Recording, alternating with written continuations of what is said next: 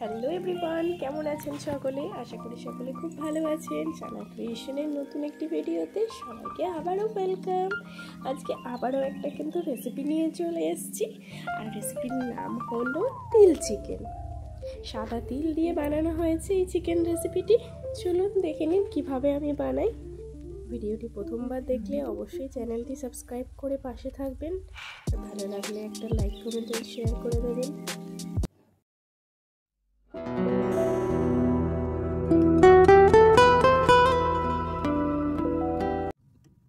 এখানে প্রথমেই আমি গ্যাসের মধ্যে একটা কড়াই বসিয়ে নিয়েছি। এরপর দিয়ে দিয়েছি পরিমাণ মতো সাদা তিল। সাদা তিলটা কিন্তু কিছুক্ষণ ধরে ড্রাই রোস্ট করে নিতে হবে। এখানে গ্যাসের ফ্লেমটা একেবারেই লো রাখতে হবে, আর বারবার নাড়াচাড়া করতে হবে, না হলে কিন্তু তিলটা পুড়ে যাওয়ার চান্স থাকবে। আর পুড়ে গেলে তো জানেন আপনারা, তাহলে কিন্তু তিতো হয়ে যেতে পারে। কিছুক্ষণ নাড়াচাড়ার পরই কিন্তু তিলটা ফুটতে শুরু করবে, তখনই কিন্তু গ্যাসের ফ্লেমটা অফ করে দিতে হবে। দেখুন আমি বারবার নাড়াচাড়া করছি।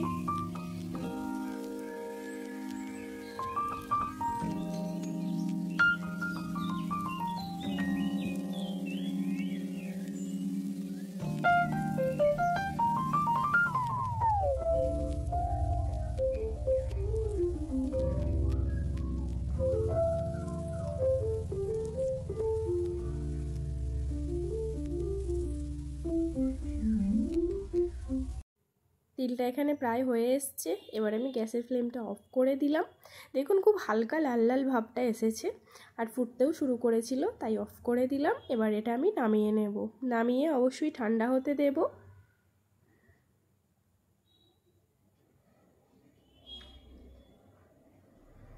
ঠান্ডা হয়ে গেছে অলরেডি, মিক্সার গ্রাইন্ডারে দিয়ে দিয়েছি। এবার এটার একটা মিহি পেস্ট করে নেব।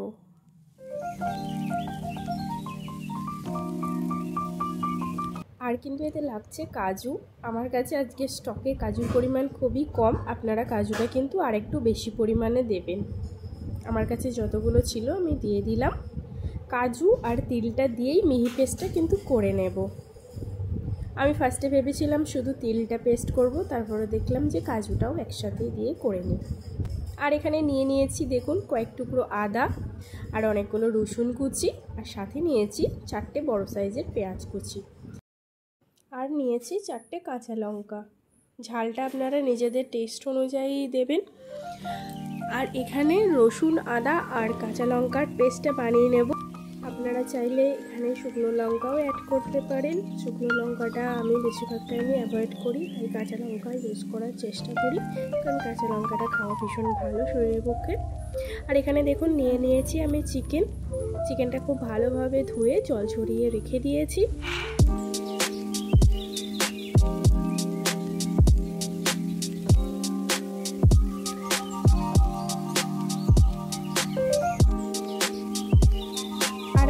নিয়ে নিয়েছি কয়েক পিস আলু বড় বড় টুকরো করে। আলুটা আপনারা স্কিপ করতে পারেন, আমাদের আলু ছাড়া চলে না, তাই আলু নিয়েছি। আবারও কড়াই বসিয়ে দিয়েছি গ্যাসের ওপরে। এরপর দিয়ে দেব পরিমাণ মতো তেল।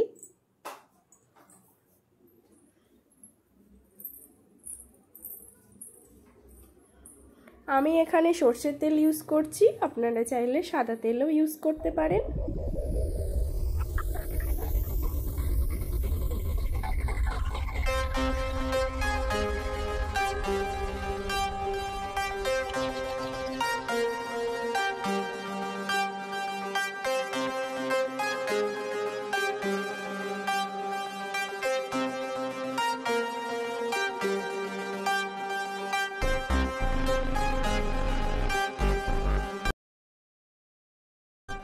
তেল গরম হয়ে এসছে। এবার এর মধ্যে দিয়ে দেব গোটা গরম মশলা ফোড়ন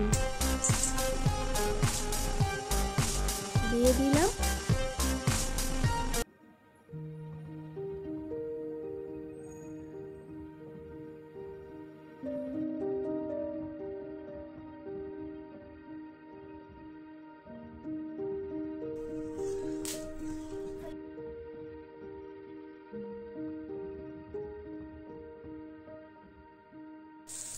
এরপর দিয়ে দিয়েছিলাম কোচানো পেঁয়াজগুলো দিয়ে ভালোভাবে নাড়াচাড়া করে ভেজে নেব।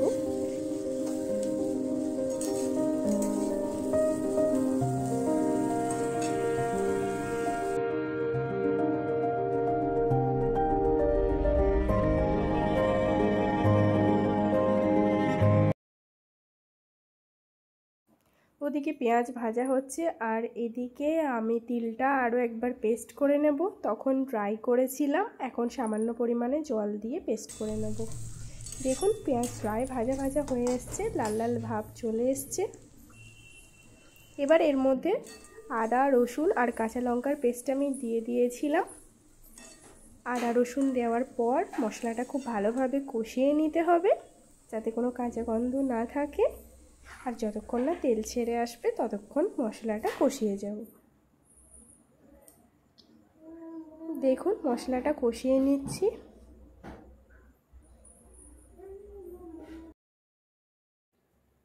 মশলাটা প্রায় কষানো হয়ে এসছে আর এর মধ্যে থেকে তেলও ছেড়ে এসছে। এরপর দিয়ে দিলাম ধুয়ে রাখা চিকেনগুলো।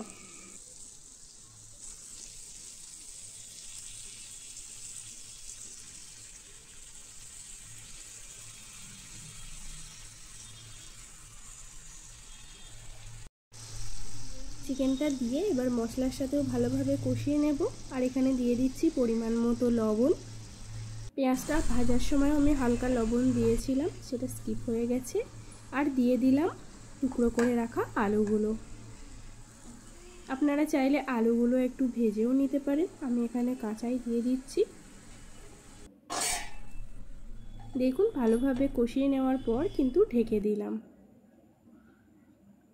এরপর ঢাকনা খুলে কিন্তু বারবার নাড়াচাড়া করতে থাকবো। আর চিকেন থেকে যেহেতু অনেকটাই পরিমাণে জল বেরিয়ে আসে, তাই চিকেনে কোনো রকম এখানে জল অ্যাড করছি না।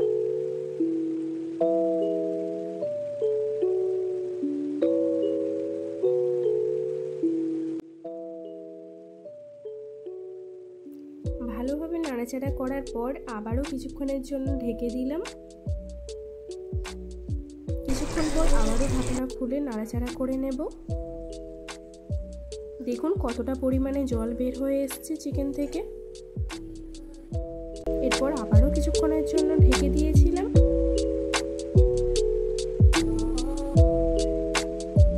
এরপর অনেকবারই ঢাকনা খুলে নাড়াচাড়ার পর এবার দিয়ে দেব তিল আর কাজুর পেস্টটা।